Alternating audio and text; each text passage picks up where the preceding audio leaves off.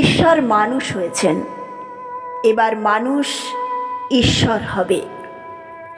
সামান্য কোটি বস্ত্র পরিয়ে ক্রুশে আরোপ করল যিশুকে। চারটে সৈন্য যারা তদারক করছিল তারা বসল যিশুর পোশাক নিয়ে ভাগাভাগি করতে। কেউ নিল বহির্বাস, কেউ কোমরবন্ধ, কেউ পাগড়ি, কেউ জুতো। কিন্তু জামা, গায়ের জামাটা কে নেবে? কি সুন্দর জামাটা, এক ফোঁড় সেলাই নেই কোথাও, সমস্তটা একসঙ্গে বুনে তোলা, বুঝি ওর মার তৈরি। কিন্তু এটা তো আর ছিঁড়ে চার ভাগ করা যাবে না। এসো আমরা জুয়ো খেলি, দেখি কার বরাত খোলে। যিশু নিদারুণ যন্ত্রণায় বিদ্ধ হচ্ছেন, আর তারই ক্রুশের নিচে বসে জুয়ো খেলছে সৈন্যরা।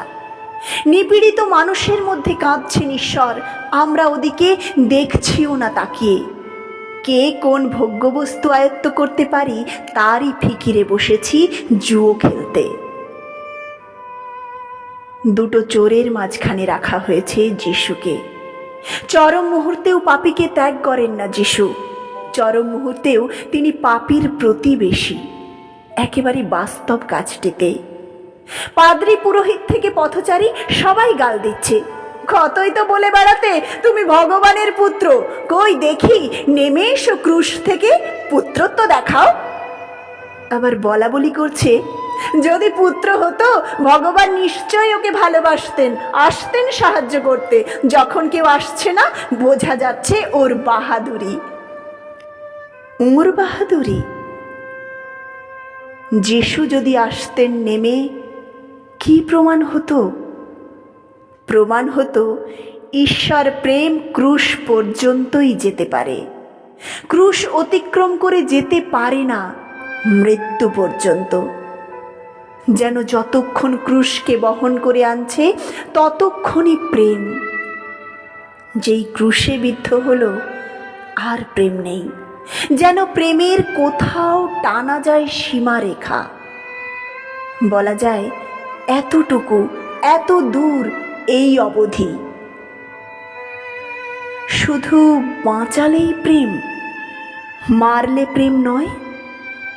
এমন কি যন্ত্রণা আছে যা প্রেম বইতে পারে না? কি লাঞ্ছনা আছে যা পারে না ক্ষমা করতে? যিশু হঠাৎ আর্তনাদ করে উঠলেন, হে ঈশ্বর, আমাকে তুমি কেন ত্যাগ করলে? এ কান্না তো আমাদের কান্না, আমাদের নালিশ। যিশু যদি যন্ত্রণার মধ্যে প্রসন্ন হাসি মুখে বিদায় নিতেন নীরবে, আমাদের মনে হতো তিনি বুঝি আমাদের নন।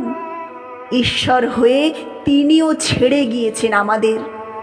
তিনি আর্তনাদ না করলে আমাদের কান্নায় তার কাঁদা হতো না, আমাদের রক্তে ঝরতো না তাঁর বুকের রক্ত। মানুষ ঈশ্বরকে হত্যা করল, মানুষকে বাঁচিয়ে দিলেন ঈশ্বর। মানুষ ঈশ্বরকে দিল নশ্বরতা, ঈশ্বর মানুষকে দিলেন অমরত্ব।